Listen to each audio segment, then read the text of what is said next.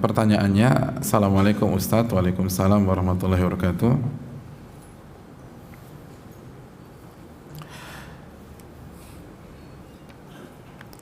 Apakah dalam Islam mengenal istilah hijrah berkali-kali? Ketika dia jatuh dalam hijrahnya lalu dia bangkit dan berhijrah kembali. Lalu bagaimana status seseorang jika pada saat jatuh dalam hijrah lalu ajal menjemput? Ketika berhijrah meninggalkan maksiat di masa lalu, apakah harus bertahap atau langsung sekaligus? Jazakallahu khairan katsiran. Terima kasih. Ya, hadirin yang dirahmati oleh Allah, yang pertama, hijrah berkali-kali itu ada. Gimana nggak ada? Allah yang berfirman tentang masalah itu dalam surat An-Nisa ayat 137. Allah berfirman, innal ladzina amanu thumma kafaru thumma amanu thumma kafaru thumma zdadu kufra lam yakunillahu liyaghfira lahum wala liyahdiyahum sabila. Sesungguhnya orang-orang yang beriman lalu kufur, lalu beriman lagi, lalu kufur. Coba lihat, beriman lalu kufur, lalu apa kata Allah? Beriman lagi. Berarti ada berkali-kali nggak? Ada. Tsumma zdadu kufra, lalu dia kufur lagi, dan pada saat itu Allah nggak sebutkan dia kembali kepada iman, tapi Allah katakan izdadu kufra, dia terus tambah parah kekufurannya. Itulah orang-orang yang Allah tidak akan ampuni dosa-dosanya dan Allah nggak akan kasih petunjuk lagi sama dia. Hadirin, konsepnya begini, jangan sampai terjatuh, jangan sampai terjatuh, karena kalau kita terjatuh setelah hijrah, untuk bangkit kedua kali beratnya minta ampun, lebih susah, lebih susah.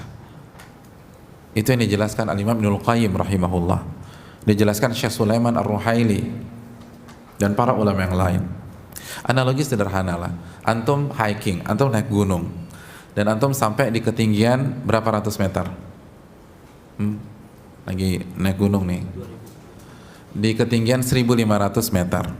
Di 1500 meter antum terjatuh, tergelincir, akhirnya mundur lagi ke 1000 meter.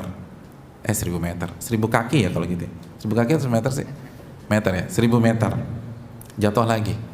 Jadi antum udah sampai 1500 meter, tergelincir, jatuh lagi ke 1000 meter.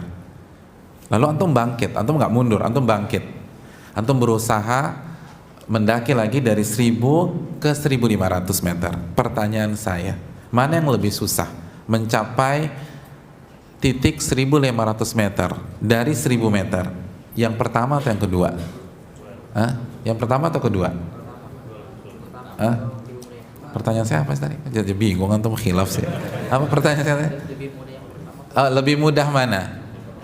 Yang pertama apa yang kedua? Yang pertama. Kenapa? Karena yang kedua secara energi antum udah terkuras, antum lebih capek, terus antum udah luka-luka, mungkin ankle antum kena.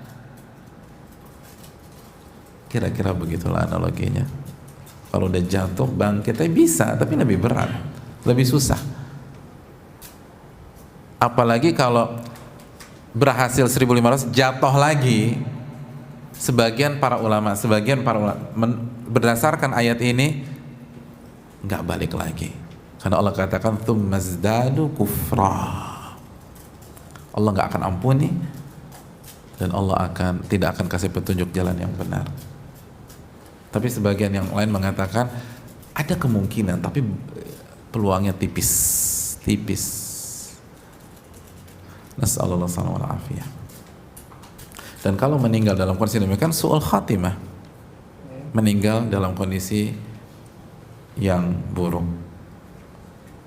Semoga Allah mengampuni kita semua dan seluruh umat Islam. Ketika berhijrah, meninggalkan maksiat di masa, apakah harus bertahap atau langsung sekaligus? Jazakallahu khairan. Kalau kita katakan langsung sekaligus pun nggak akan bisa, nggak bisa. Antum bisa tinggalkan semua maksiat sekaligus? Nggak bisa. Dan lihat Nabi deh, Lihat Allah, gimana Allah mencetak generasi terbaik yang bernama sahabat. Meninggalkan maksiatnya sekaligus? Enggak.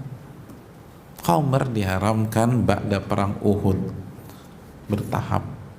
Karena nggak mungkin, bukan nggak mau, nggak mungkin, nggak bisa orang suruh meninggalkan semuanya dalam satu hari. Nggak bisa. Itu tadi, bisa nggak antum sekali langsung pindah tangan kiri ke tangan kanan? Nggak bisa, bertahap.